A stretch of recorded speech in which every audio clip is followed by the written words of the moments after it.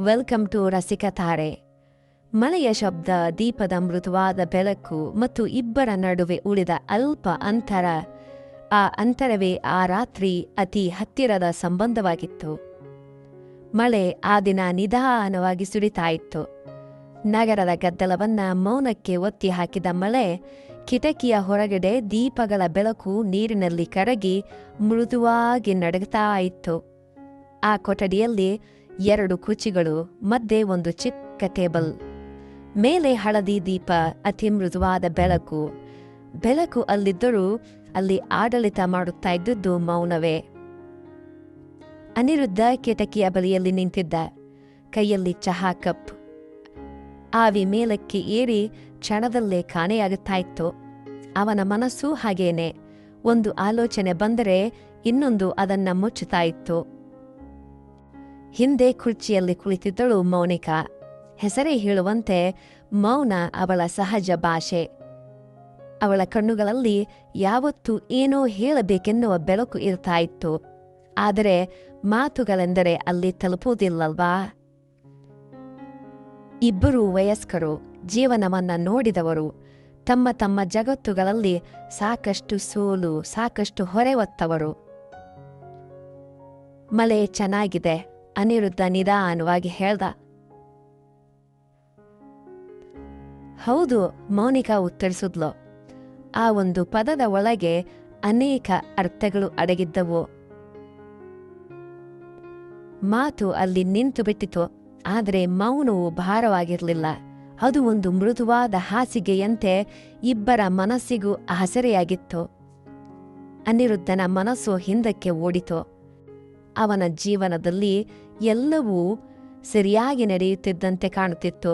ಆದರೆ ಒಳಗೆ ಯಾವತ್ತೂ ಒಂದು ಖಾಲಿತನ, ನಿರಂತರ ಜವಾಬ್ದಾರಿಗಳು, ನಿರೀಕ್ಷೆಗಳು ಮತ್ತು ನಗುವಿನ ಹಿಂದೆ ಅಡಗಿದ ದಣಿವು.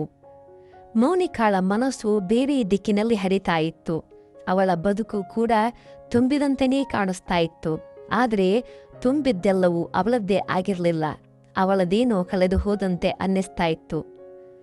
ದೀಪದ ಬೆಳಕು ಸ್ವಲ್ಪ ಜಾಸ್ತಿಯಾಗಿ ನಡುಗಿತು. ಬಹುಶಃ ಗಾಳಿಯ ಕಾರಣ ಅಥವಾ ಆ ಕೊಠಡಿಯಲ್ಲಿ ಏನೋ ಬದಲಾಯಿಸುತ್ತಿದ್ದ ಭಾವನೆಗಳ ಕಾರಣ. ಕೆಲವೊಮ್ಮೆ ಅನಿರುದ್ಧ ಮಾತು ಆರಂಭಿಸಿದ, ಆದರೆ ಮತ್ತೆ ನಿಂತುಬಿಟ್ಟ. ಹೌದು, ಮೌನಿಕಾ ಕಣ್ಣೆತ್ತಿ ನೋಡಿದ್ಲು. ಕೆಲವೊಮ್ಮೆ ಮಾತುಗಳಿಗಿಂತ ಮೌನವೇ ಹೆಚ್ಚು ಹೇಳುತ್ತೆ ಅಂತ ಅನ್ಸುತ್ತೆ. ಮೌನಿಕಾ ಸಣ್ಣ ನಗು ನಕ್ಳು. ಅದು ಸತ್ಯ. ಆದರೆ ಆ ಮೌನವನ್ನ ಅರ್ಥ ಮಾಡಿಕೊಳ್ಳುವವರು ಬೇಕು. ಆ ಕ್ಷಣದಲ್ಲಿ ಇಬ್ರು ಒಂದೇ ಆಲೋಚನೆಗೆ ಬಂದ್ರು. ಹೇಳದಿದ್ದರು, ಅನುಭವಿಸಿದ್ರು. ಮಳೆ ಜೋರಾಯ್ತು. ಕಿಟಕಿಯ ಗಾಜಿನ ಮೇಲೆ ಹನಿಗಳು ಓಡಾಡ್ತಾ ಇದ್ವು. ಪ್ರತಿಯೊಂದು ಹನಿಯಲ್ಲೂ ಒಂದು ಕಥೆ ಇದ್ದಂತೆ. ವೀಕ್ಷಕರೇ, ದಯವಿಟ್ಟು ನಮ್ಮ ಚಾನಲನ್ನು ಸಬ್ಸ್ಕ್ರೈಬ್ ಮಾಡಿ. ಅನಿರುದ್ಧ ಕುರ್ಚಿಯಲ್ಲಿ ಕುಳಿತ, ಮೌನಿಕಾಳ ಎದುರು, ಮಧ್ಯೆ ಅಲ್ಪ ಅಂತರ. ಆ ಅಂತರವೇ ಅವರಿಗೆ ಸುರಕ್ಷಿತವಾಗಿತ್ತು. ಅವನ ಉಸಿರಾಟ ನಿಧಾನವಾಯಿತು. ಅವಳ ಕಣ್ಣುಗಳಲ್ಲಿ ಒಂದು ಶಾಂತಿ ಇತ್ತು. ಆ ಕ್ಷಣದ ಶಾಂತಿ ಅಲ್ಲ, ಬಹುಕಾಲದ ದಣಿವಿನ ನಂತರ ಸಿಕ್ಕ ವಿಶ್ರಾಂತಿ ಎತ್ತಿತ್ತು. ನೀವು ಅಂತ ಮೌನಿಕಾ ಮಾತು ಶುರು ಮಾಡಿದ್ಲು. ಮತ್ತೆ ನಿಂತಳು. ಹೇಳಿ. ಅನಿರುದ್ಧ ಧ್ವನಿ ಮೃದುವಾಗಿತ್ತು. ನೀವು ಕೇಳೋದ್ರಲ್ಲಿ ತುಂಬಾ ಒಳ್ಳೆಯವರು. ಅವನು ಸ್ವಲ್ಪ ಅಚ್ಚರಿಯಾದ. ನಾನು ಹೆಚ್ಚು ಮಾತಾಡೋದಿಲ್ಲ, ಅದೇ ಕಾರಣ ಅಂತ ಅವಳು ಹೇಳಿದ್ಲು. ಮಾತಾಡದವರು ಕೇಳ್ತಾರೆ. ಆ ಮಾತು ಅನಿರುದ್ಧನ ಮನಸ್ಸಿಗೆ ತಾಕ್ತು. ಅವನು ಮೊದಲ ಬಾರಿಗೆ ಯಾರಾದರೂ ತನ್ನ ಮೌನವನ್ನ ಗೌರವಿಸಿದಂತೆ ಭಾಸವಾಯಿತು. ಸಮಯ ನಿಧಾನವಾಗಿ ಸಾಗ್ತಾ ಇತ್ತು. ಗಡಿಯಾರದ ಟಿಕ್ ಟಿಕ್ ಕೂಡ ದೂರವಾಗಿ ಕೇಳಿಸ್ತಾ ಇತ್ತು. ಆ ಕ್ಷಣದಲ್ಲಿ ಸಮಯಕ್ಕೆ ಅರ್ಥವಿಲ್ಲದಂತಾಯಿತು. ಇಬ್ಬರು ತಮ್ಮ ತಮ್ಮ ನೆನಪುಗಳಲ್ಲಿ ಮುಳುಗಿದ್ರು. ಹಳೆಯ ನಿರ್ಧಾರಗಳು, ತಪ್ಪಿದ ಅವಕಾಶಗಳು, ಮಾತನಾಡದೆ ಉಳಿದ ಮಾತುಗಳು.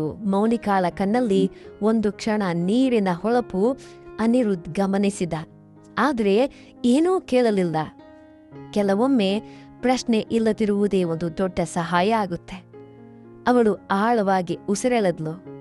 ಕೆಲವೊಮ್ಮೆ ಅವಳು ನಿಧಾನವಾಗಿ ಹೇಳಿದ್ಲು, ಒಬ್ಬನು ಕೇವಲ ಜೊತೆಯಲ್ಲಿದ್ರೆ ಸಾಕು, ಪರಿಹಾರ ಬೇಕಾಗಿಲ್ಲ. ಅನಿರುದ್ಧ ತಲೆ ಹೌದಾ ಅಂತ ಅಲ್ಲಾಡಿಸ್ದ. ಅವನಿಗೂ ಅದೇ ಅನ್ನಿಸ್ತು. ಆ ಕ್ಷಣದಲ್ಲಿ ಅವನು ಯಾರನ್ನೂ ಸರಿಪಡಿಸ್ಬೇಕಾಗಿರ್ಲಿಲ್ಲ, ತಾನೇ ಸರಿಯಾಗಬೇಕಾಗಿರ್ಲಿಲ್ಲ. ಮಳೆ ನಿಧಾನವಾಗಿ ಕಡಿಮೆಯಾಯಿತು. ರಾತ್ರಿ ಇನ್ನಷ್ಟು ಆಳವಾಯಿತು. ದೀಪದ ಬೆಳಕು ಮಾತ್ರ ಸ್ಥಿರವಾಗಿತ್ತು. ಇಬ್ರು ಎದ್ದು ನಿಂತರು. ಹೊರ ಹೋಗುವ ಸಮಯ ಅದಾಗಿತ್ತು. ಜಗತ್ತು ಮತ್ತೆ ತನ್ನ ಶಬ್ದಗಳೊಂದಿಗೆ ಕಾಯ್ತಾ ಇತ್ತು. ಬಾಗಿಲ ಬಳಿ ನಿಂತು ಒಂದು ಕ್ಷಣ ನಿಂತರು. ಹೇಳಬೇಕಾದದ್ದು ತುಂಬಾ ಇತ್ತು, ಆದರೆ ಹೇಳದೆ ಉಳಿಸುವುದೇ ಸೂಕ್ತ ಅಂತ ಅನ್ನಿಸ್ತು. ಈ ಸಂಜೆ ಅಂತ ಅನಿರುದ್ಧ ಹೇಳ್ದ. ನನಗೆ ತುಂಬಾ ಮುಖ್ಯ ಅಂತ ಮೌನಿಕಾ ನಕ್ಳು. ನನಗೂ ಅಂತ ಅವರು ಹೊರ ಹೋದ್ರು, ಬೇರೆ ಬೇರೆ ದಿಕ್ಕಿನ ಕಡೆಗೆ. ಆದರೆ ಆ ಕ್ಷಣ, ಆ ಮೌನ, ಆ ಬೆಳಕು, ಅದು ಇಬ್ಬರೊಳಗೂ ಉಳಿಯಿತು. ಆ ರಾತ್ರಿ ಅವರಿಗೆ ಏನೂ ಬದಲಾಯಿಸೋದಕ್ಕಾಗಲಿಲ್ಲ ಅಂತ ಕಾಣಬಹುದು, ಆದರೆ ಒಳಗೆ ಒಂದು ಸಣ್ಣ ಬದಲಾವಣೆ ನಡೆದಿತ್ತು. ಮೌನದಲ್ಲೂ ಸಂಬಂಧ ಇರಬಹುದು ಎಂಬ ಅರಿವು. ಜೀವನ ಯಾವತ್ತೂ ದೊಡ್ಡ ಘೋಷಣೆಗಳಿಂದ ಬದಲಾಗುವುದಿಲ್ಲ. ಕೆಲವೊಮ್ಮೆ ಒಂದು ಮೌನದ ಸಂಜೆ, ಒಂದು ದೀಪದ ಬೆಳಕು ಮತ್ತು ಅರ್ಥ ಮಾಡಿಕೊಂಡಿರುವ ಒಂದು ದೃಷ್ಟಿ ಸಾಕು. ಯಾಕೆಂದರೆ ಸ್ನೇಹಿತರೆ, ನಮ್ಮನ್ನ ಬದಲಾಯಿಸುವುದು ಯಾವತ್ತೂ ಗದ್ದಲವಲ್ಲ, ನಮ್ಮೊಳಗೆ ಮೌನವಾಗಿ ಉಳಿದುಕೊಳ್ಳುವ ಪ್ರತಿಯೊಂದು ಕ್ಷಣಗಳೇ ಕೂಡ ನಮ್ಮನ್ನು ಬದಲಾಯಿಸ್ತವೆ. ಈ ಕಥೆ ಇಷ್ಟ ಆದರೆ ಲೈಕ್ ಮಾಡಿ, ಶೇರ್ ಮಾಡಿ, ಸಬ್ಸ್ಕ್ರೈಬ್ ಮಾಡಿ. ನಿಮಗೆ ಇಷ್ಟವಾಗುವ ಕಥೆಯ ಬಗ್ಗೆ ಕಮೆಂಟ್ ಮಾಡಿ. ಮುಂದಿನ ಕಥೆಯೊಂದಿಗೆ ಭೇಟಿಯಾಗೋಣ. ಧನ್ಯವಾದಗಳು.